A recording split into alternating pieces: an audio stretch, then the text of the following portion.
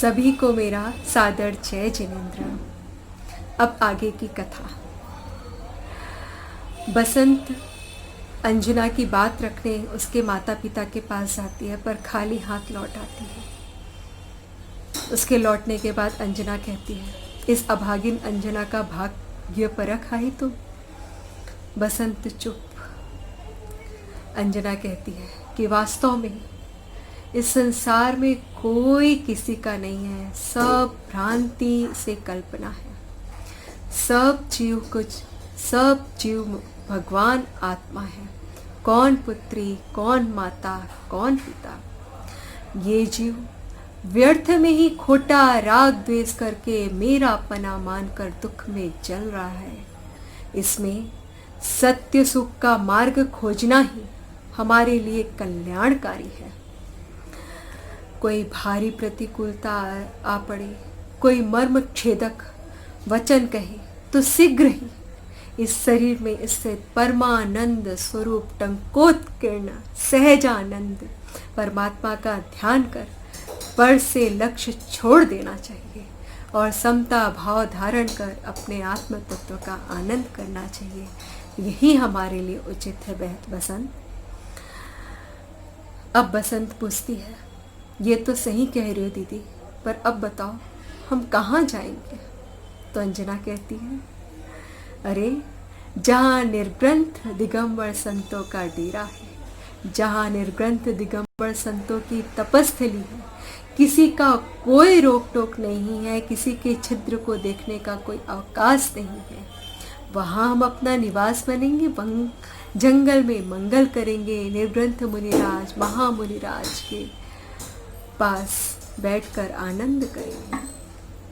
बसंत कहती है, क्या हम इस नारी देह को सुरक्षित रखकर आने वाले कष्टों का सामना कर पाएंगे। तो अंजना क्या कहती है, यही तो नारी पर्याय के संस्कार की दुर्बलता है।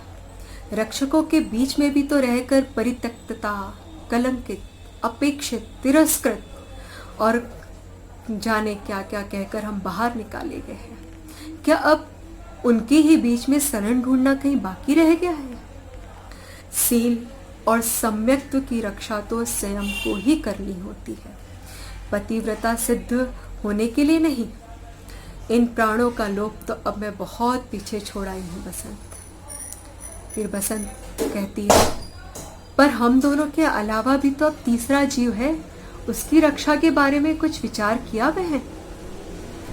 तो हमारी अंजना क्या कहती है, अरे बसंत, सब द्रव्य का स्वतंत्र परिणमन है, कोई किसी का स्वामी नहीं। जीवों ने पर का स्वामीपना माना है, यही तो उसका अज्ञान है और यही उसके दुख का मूल कारण भी।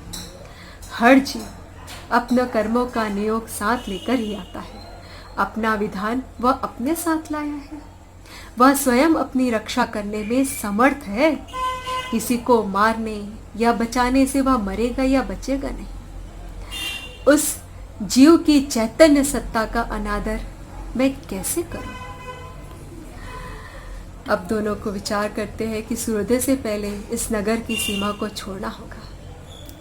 बसंत अंजना की बात सुनकर समझ गई कि इस धर्म आराधिका से पार नहीं पाया जा सकता। इसकी निर्भयता हिलने वाली नहीं है। 3 लोग यदि हिलते हैं तो हिले, किंतु अंजना को हिलाने वाला 3 लोक में कोई नहीं है। धन्य है ऐसे धर्मी जीव का क्षण भर का भी संग, जो स्वयं तो अस्तित्व का विश्वास करा दे और सब भयों का नाश करा दे। देखो कैसी कर्मोदय की विचित्रता। रत्नों के महल में रहने वाली अंजना आज शरीर पर स्वर्ण का तार भी नहीं है, परंतु सम्यक दर्शन से शोभायमान है, निर्भीक है, निशंक है, प्रसन्न है, आनंद है। राह अनिश्चित है, गंतव्य असुझ, पर चरण दृढ़ विश्वास के साथ प्रतिपल आगे और अकंपित बढ़ रहे हैं। अंजना को थामे कुछ पीछे दे बसंत चल रही है, पर अंजना के दुखों की को थामने की शक्ति उसमें नहीं। आंसू भीतर ही भीतर झर रहे। कौन है जो अंजना के दुखों को थाले और खोज सके कि उसके आंसू कहाँ अटके हुए हैं। नगर सीमा के बाहर एक वस्तिका में वो विश्राम करते हैं। रात निकलती है, सवेरा होता है, सारी दिशाएं उजली हुई। बसंत अंजना का चेहरा देखती है, परंतु उसका मुख उदास या दुखी नहीं, प्रमुदित और विस्मित। धैर्य और साम्य भाव उसके चेहरे से झलक रहा था। ना अपनापन, ना परायापन, निर्लिप्त, प्रशांत, अपेक्षा और उपेक्षा से परे, नए दिक्कत की ओर सन्मुख उन्मुख, मन में नए प्रभात की नई आशाओं की किरणों को लिए दूर गगन की छाव में पहुंचने के लिए बस चलते रहो, चलते ही रहो, ताकि इस जगत की कौतुक भरी दृष्टि और दुखदायी प्रश्नों से दूर जाया जा सके। ना दया का पात्र बनना है, ना सहानुभूति पानी है। इसलिए इस जगत और जगत वासियों के प्रति अंजना ने अत्यंत निष्प्रह भाव धारण कर लिया है।